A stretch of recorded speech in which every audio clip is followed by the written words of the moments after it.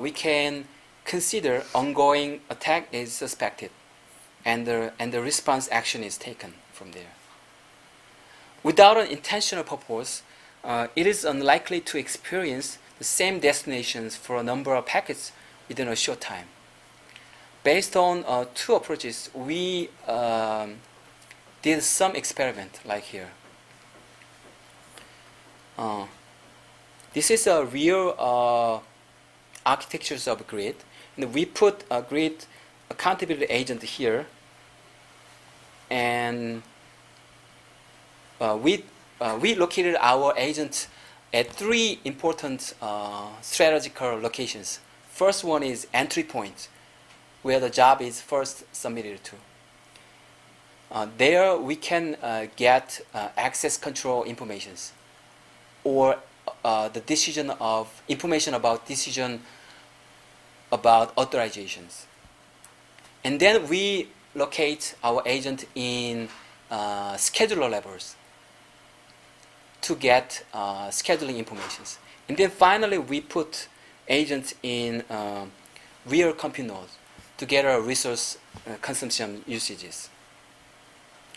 One job is submitted too many first submitted to service provider, and then it comes to one of head node, and then divided into 40 into 30 35 compute node here.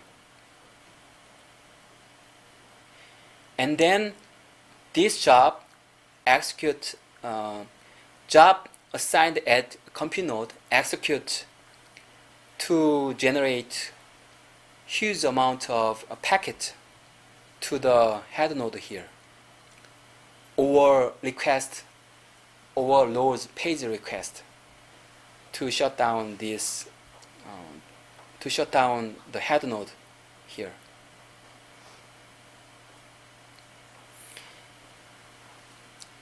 This experiment is done in MLab testbed, where the real physical machine, virtualized physical machines are provided there. And then we used Global's Toolkit as a web service, grid web service containers. And then we used PBS, portable batch schedulers, as our schedulers, and the PostgRE SQL as a database management system. We use two head node and two RPs here.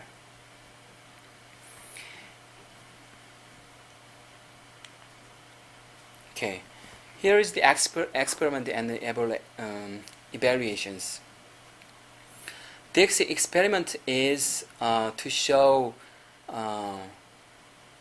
the wait time of the normal jobs until the jobs goes to active state, which is running state. In grid computing system, the job when the job scheduled goes to the queue, it becomes a pending state, and then it becomes active state, and running and done. There are 4 big states, which means this is the wait time of the normal jobs to exit the queue. The first and this x-axis means the normal job is submitted to the queue when the malicious job, attacker's job, fears queue 30%. We only use we assume that the size of the queue is 35. So, which means when the queue is filled at 30%, 60%, 90%, and 100%. So the first line denotes the wait time of the normal job when the time window is too large, or our system is not there. In this case, the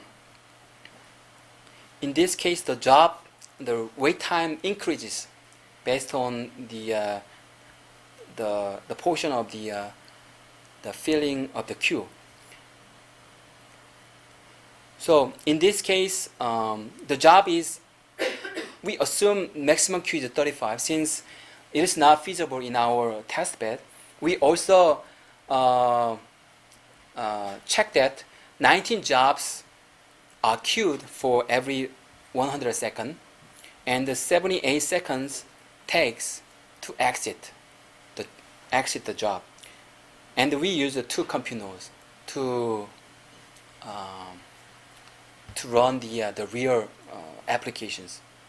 In this case, from the equations, we get 210 seconds is the optimal time window. So we checked time windows less than 210 and greater than 210. For the case of 1.5 times from the time window, or 2 times, which is 420 seconds, these two lines, we can know that the time takes much more time, very, very long, because the malicious job is detected, is eliminated after the large time windows is passed. Because the time window is very large, at the next step, the malicious jobs are eliminated. That's why those two jobs takes too long here. But the time window less than 210 seconds, that doesn't have a big difference, because the queued jobs is very small, so threshold, it didn't satisfy the threshold. If we assume the threshold is around 70%, until it doesn't know until the 70% of the job is filled in the queue. So that's why we came to know that 210 seconds is very optimal here. But in this case, upper lines, since attacker's jobs are queued before the normal jobs and run for a long time, the wait time increases here as the number of attackers' queued job increases.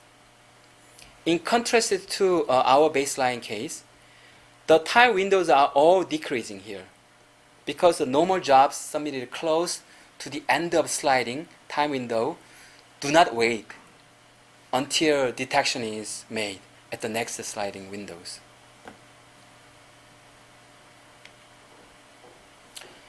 The next experiment is about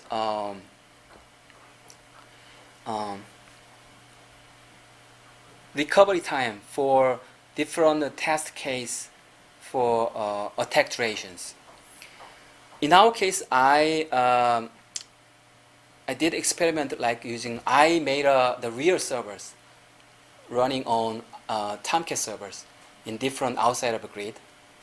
And then I used 35 Emulab testbed, and I generated a huge amount of page request to these servers. And then finally I found that this server becomes very slow. And then when I just clicking this server from the outside of from third servers, it doesn't respond to legal users. So in this case, attack durations is from 120 seconds to 400 seconds, which means loading pages for 400 seconds continuously and concurrently.